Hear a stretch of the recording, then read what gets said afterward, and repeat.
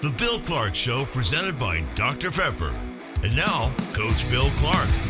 Welcome into the Coach Bill Clark Show. Landrum Roberts along with Coach Bill Clark. Pat Smith is not here with us this week, Coach, but we will try to muster our way through it. I think we can do it. You think so? I think so, yeah. You're looking good. Pat's playing hooky.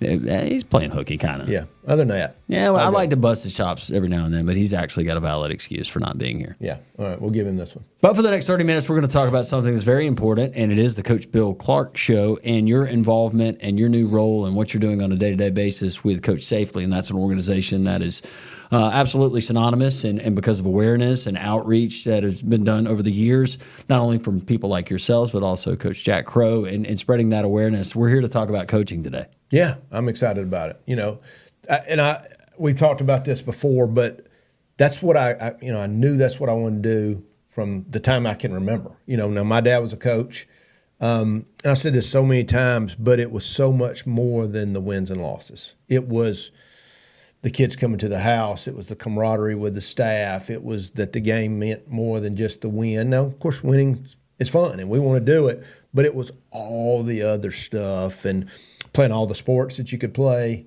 You know, all the things that I think we're trying to get across in Coach Safely. It starts, obviously, with safety. You know, and for a guy that got injured lifting weights, you know, there's that safety component. It's like that's the given.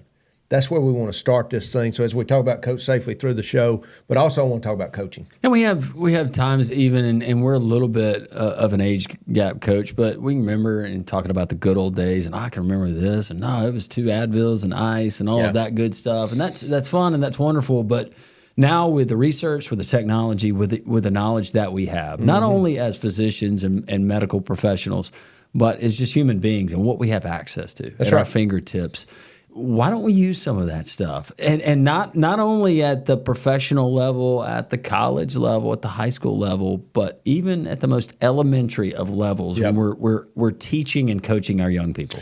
Well, you know, when I say I explained this to administrators in the past, where I say if I say the word coach about you, that's the biggest compliment I could give you, just like if I said the word pastor.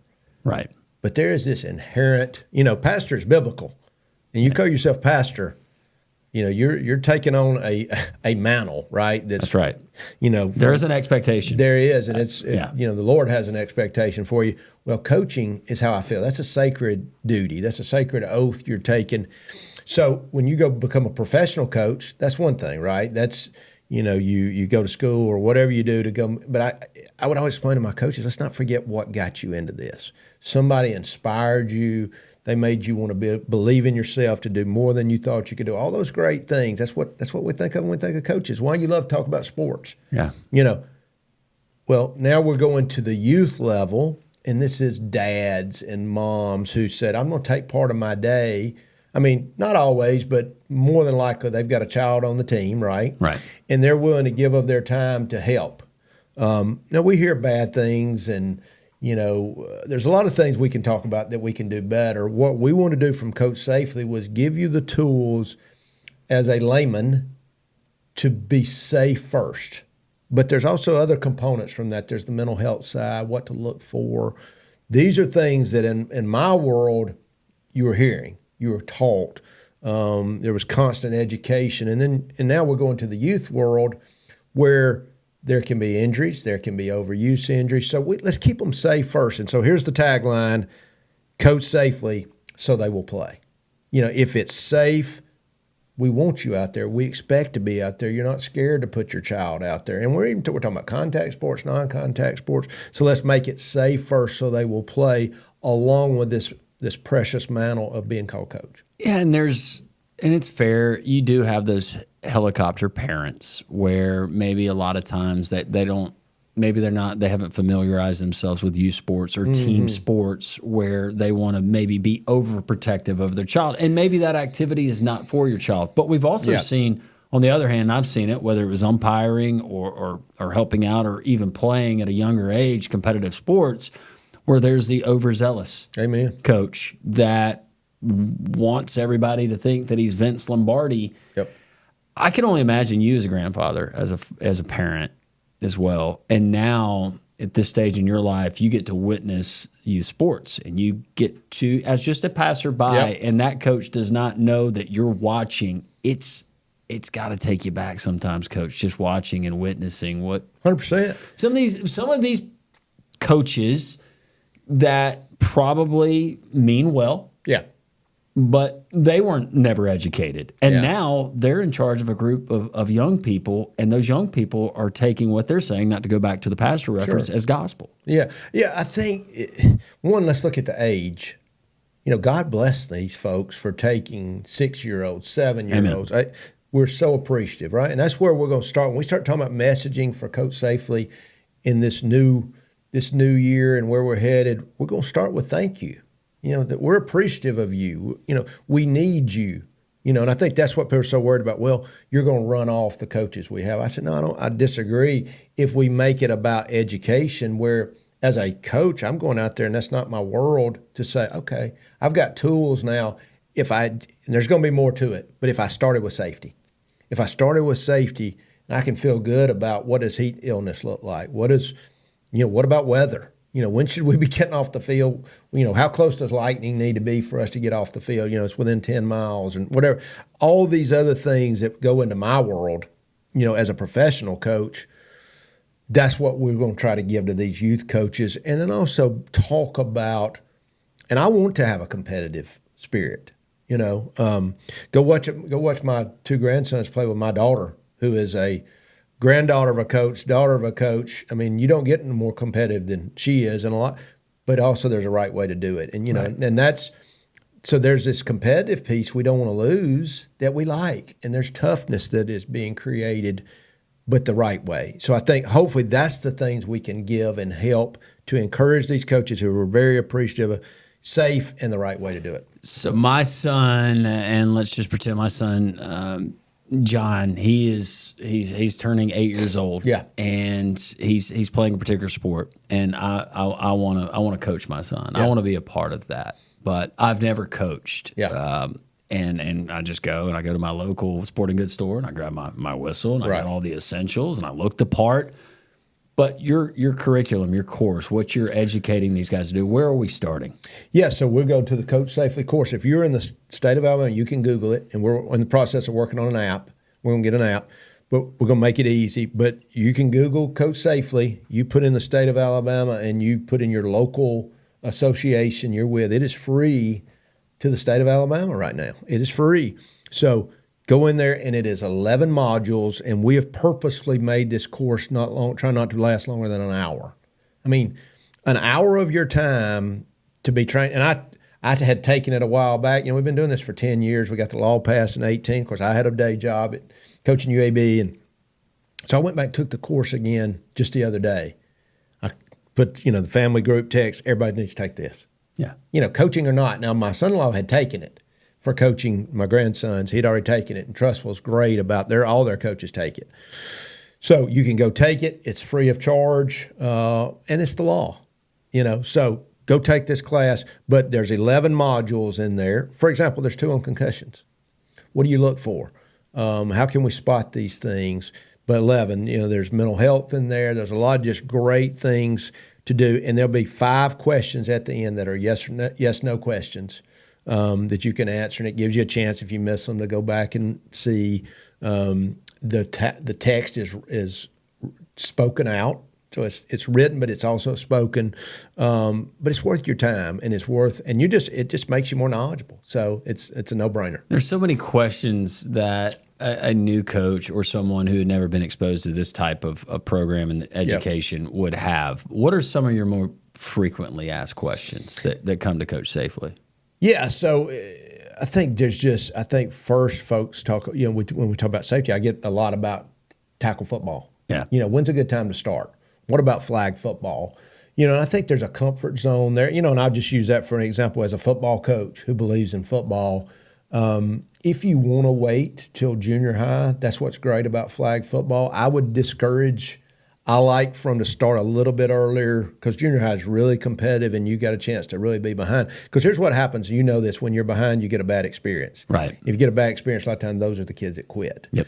Now we're looking for coaches that are Coach Safely trained, that know what they're doing flag football is a great start. Somewhere in there after that, prior to junior high, whatever your comfort level is, and you got good coaching, I think you can start. I like, third, fourth, fifth grade, as kind of the time for me because I love the flag football start, But a lot of the questions are really about safety, I think, and I think that's what we're giving you. There it is for you. All you got to do is take the class.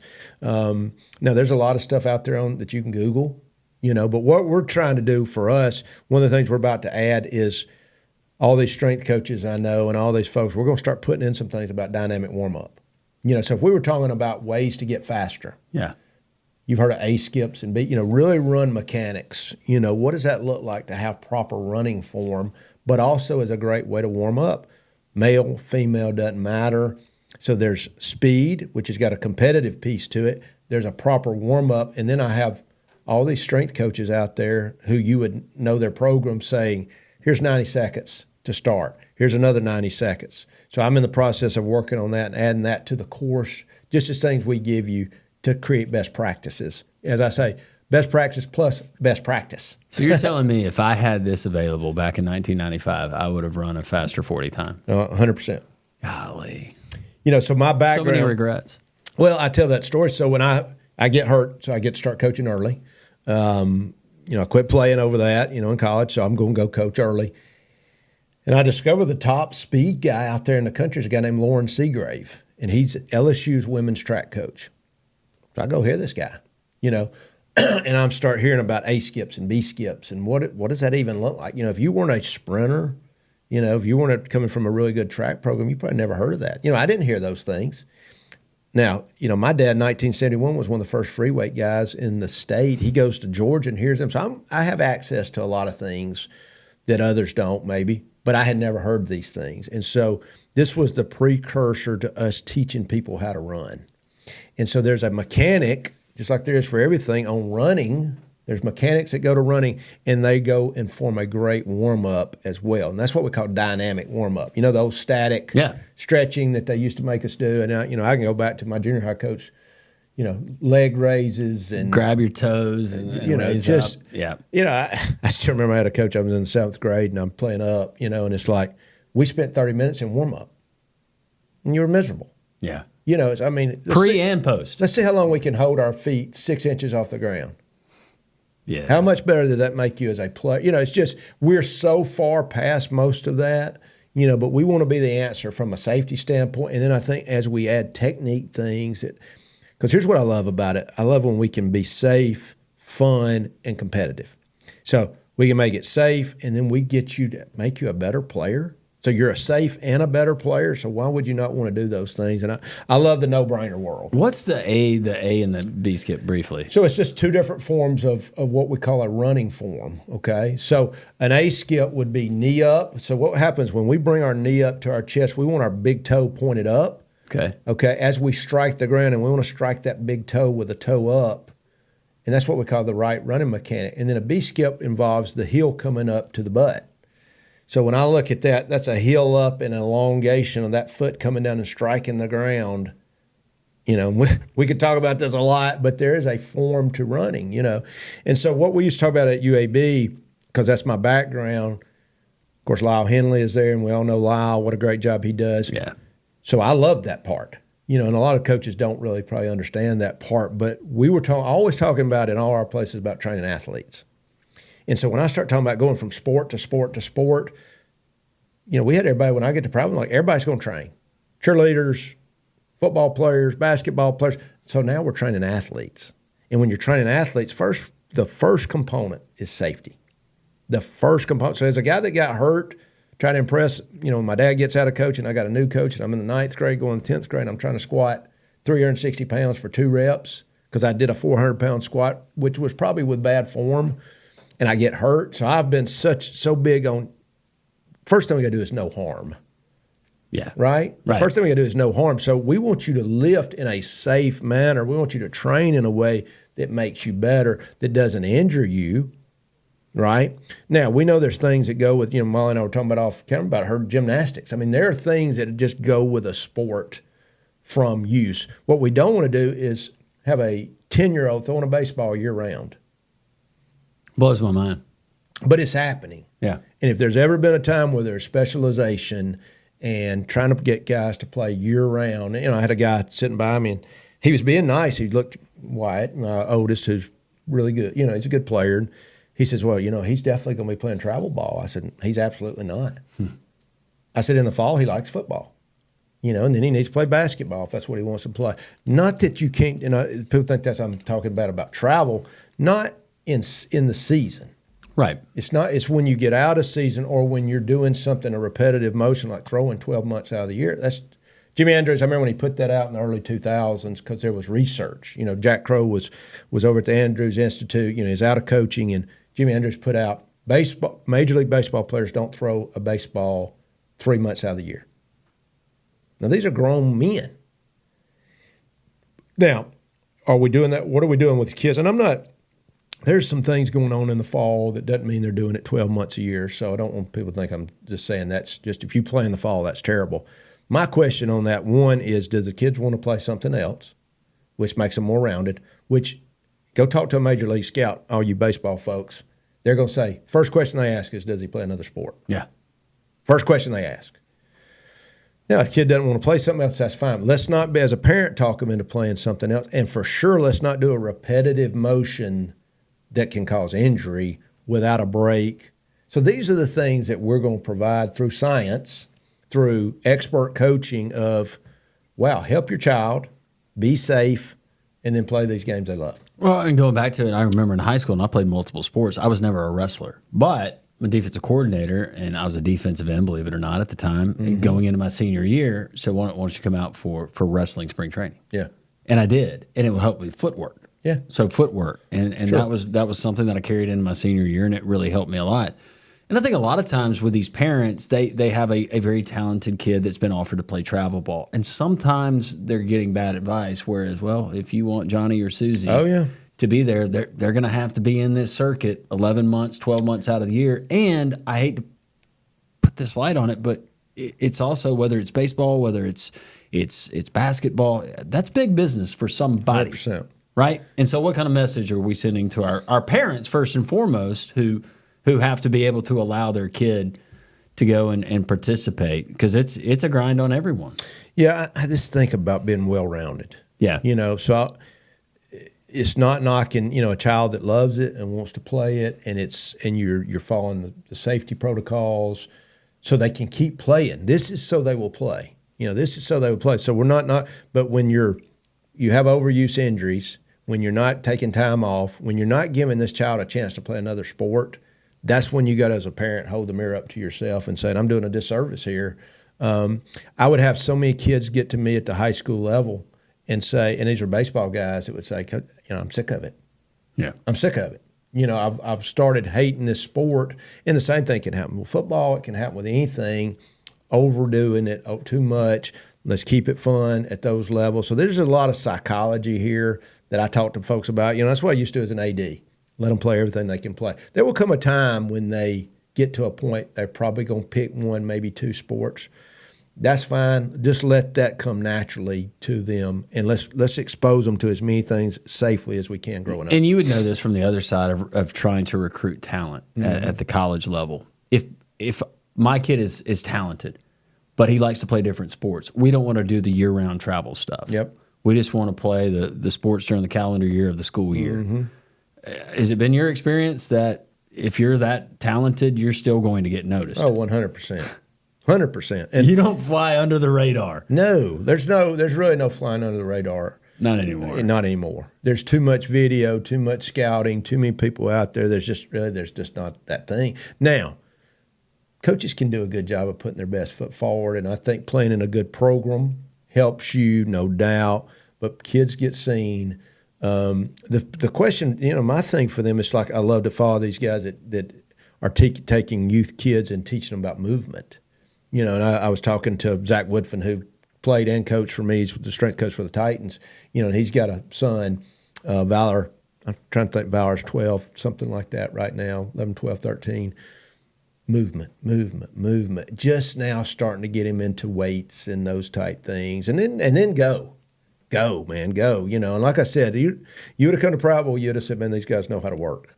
We worked hard. Our youth, I was involved with all the youth teams, but it was your job is to, whatever you do, I don't want them run off.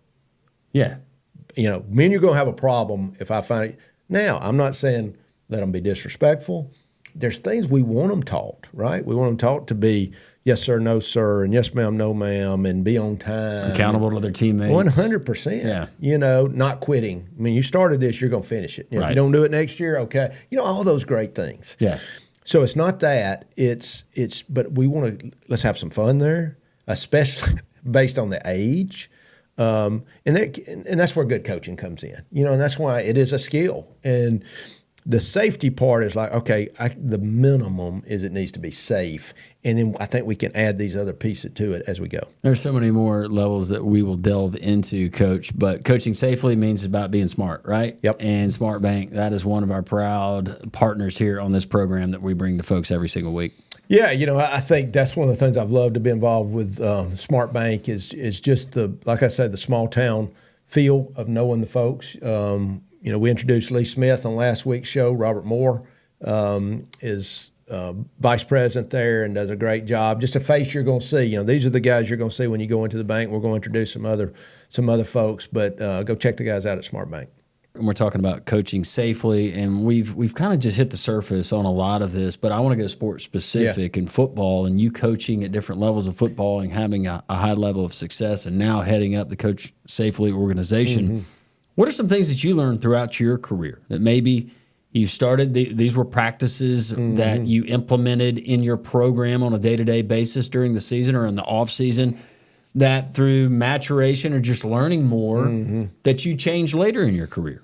Gosh, how long do we have? I mean, but, obviously the game changes, and I used to tell my coaches all the time, this history. All right, when I'd say the word history, I'd say, look, I don't want to see no rolling of the eyes because I'm wanting you to experience something that I've already gone through. So you learn from something that I have. So what I had was a father who coached, and I'm wanting to hear it. I'm loving it. I told you I'm 6 years old, drawing up plays, but I loved all the stuff, how you got somebody to do something and make them want to do it, and the love of, I'd sit in there. He wouldn't let me be a manager until I was in the fourth grade, but I got to hear him speak before the game. I'm over there, tears coming down my face. I'm like, why is everybody in here not crying? You better be ready to go play, but it was all the good corny stuff, all the reasons that we play and play for each other and all that. I think just what gets the most out of an athlete, and they're all different. I think that was the one thing that I would hear from him a lot. I remember I had a high school coach named Stan Jones who was coaching me. It came with my dad, and Dad gets out of coaching, but he's still coaching me, right? So I told Dad, I said, Coach Jones was great, and boy, I bet he was tough. And he said, yeah, he was a good player, and he's one of my favorite players. He said, but now when I got on him, he couldn't really handle it. Now, granted, my dad could get on you in a way that wasn't ever any cussing, but, talk to guys that played for him, and he's 5'7", but it was, you felt like you were letting him down. So I understand there was a way he probably got on him that was tough. His point was Stanley Jones was doing everything he could every play. He was giving you all he had. So it didn't take a lot. He was very quiet, and you could break him. Yeah. Versus there are some players that need the extra, as we used to say, kick in the butt, but just that's what they respond to. So one is finding what makes each player tick. Yeah. Is it a lack of focus? Is it being a little easier, a little harder? I think those are the things you learn with the players and what that looks like. And for me, it's telling the truth. Whether we're talking about time we're practicing or consistency or how I discipline folks. And, if I'm going to get on you, I'm going to get on you. We're going to all be held to the same standard. That was one of my big things at UAB. You could go seat 1, seat 10, seat 20, I hope they said, boy, Coach treated us all. He was tough on all of us. Right. But I was consistent. Now, I might bring a guy in the office later on that nobody saw about and love him up or get on him more or whatever it was, but there was a consistency that everybody knew how they were going to be treated. What were the expectations? And I think that's just something you learn as you go What gets the most out of your players? Well, and that's something I'm so glad you said that is consistency, because my mom was an educator. She was a first grade teacher for 30 years, and I think some of these things they're applicable 100%, obviously to 100%. to teaching young people and understanding their situations are all not created equal. That's right. And some kids are dealing with other things, and they have inherent challenges that other kids might not have, and finding that out first and foremost. But I also think about some of the things that were instilled in me, and you said consistency. And to me now, at 46 years of age in life and living in the real world, when I look at true leadership, it's someone who is consistent. That's right. And knowing what I'm going to get, even if the circumstances change. There you go. And I think that was how I felt like I was raised. That's how I felt like I was, the coaching I saw. And there's a million X's and O's, and I always wanted to be the best X and O person you could find. I wanted to be the cutting edge, the latest, the greatest, but more importantly was how hard my guys played. And I wanted you to come watch my teams and say, man, I have never seen anybody play that hard. Yeah. I told the guys, first day at Alabama, at UAB, I was talking about, hey, there's a team down the road who's really good, but they don't have to play harder than us. And it was like, oh, wait a second. Nobody owns the key of that. And what is the best reflection of a coach is when they say, man, that team plays so hard for that coach. You know what that means? They believe. Right. They trust. We can put all these words in there, and that's when it gets exciting. That's when you get chills going down your spine, when you go, man, look how they play for each other. And that's what good coaching looks like. That's what great coaching looks like, when you get these guys, girls, whatever, play for each other, play for something bigger than themselves, play for their teammates, play for their coaches. And I used to say, man, I'm going to love you. Yeah. Of course, as my son who played for me used to say, Dad, I wish you wouldn't love me quite so much, because there was accountability that went with that. We're not doing this. Yeah. I care enough about you to want to know what you're doing and why you're doing it. Oh, and who you're doing it with, because I really care about you. My high school coach, who he's a Hall of Fame coach from this state, and playing and being best friends with his son, and we were on the team together, and I would go over there on the weekends, but I can promise you, he did not address him as dad. It was never son when they were there in the building when we were on the field. It was coach. That's It right. was coach first and foremost. And he would be harder on his own kids than he would the rest of the team. Yep.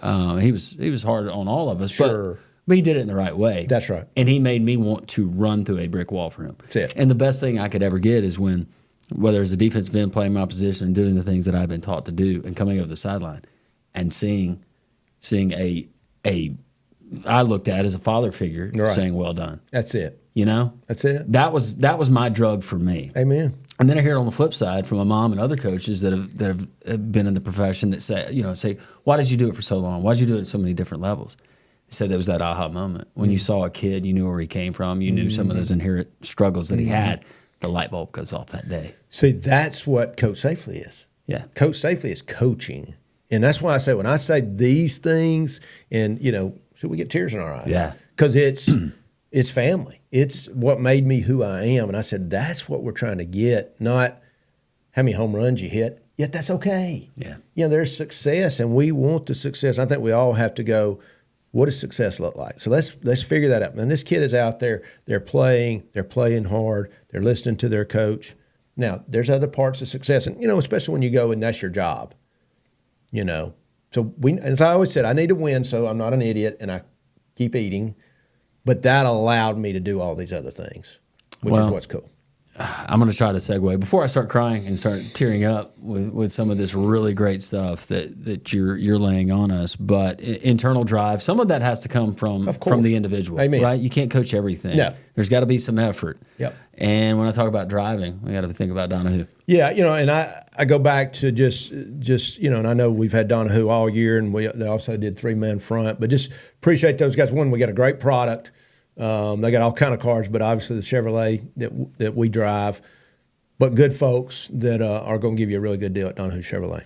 This discussion with you, and even just doing it here in the few minutes that we've had the talk, learning so much, and then just seeing the passion that you have, and that it's obvious why you had so much success and how important it is to you. But with every winning team, you've got to have different elements that make up that team. And we hear the term all the time, Coach. You gotta have a few dogs. A few dogs, a few dogs. Just like Canine Solution. That's right. We got dogs there that are keeping us safe smelling for bombs and guns and all that. And we appreciate those guys, veteran-owned right here in Alabama. Yeah, beautiful, beautiful animals. And we appreciate our friends at Buffalo Rock and Dr. Pepper for making this thing possible. That's right. And they probably drink Dr. Pepper. Yeah, we appreciate Dr. Pepper and other great products. That's right. Thank you, Mr. Lee. We appreciate you. That's going to do it for the Coach Bill Clark Show. From Ollie Robinson, the Coach Bill Clark, Pat Smith, wherever he may be, I'm Landrum Roberts. Thanks for joining us. This has been the Bill Clark Show, presented by Dr. Pepper.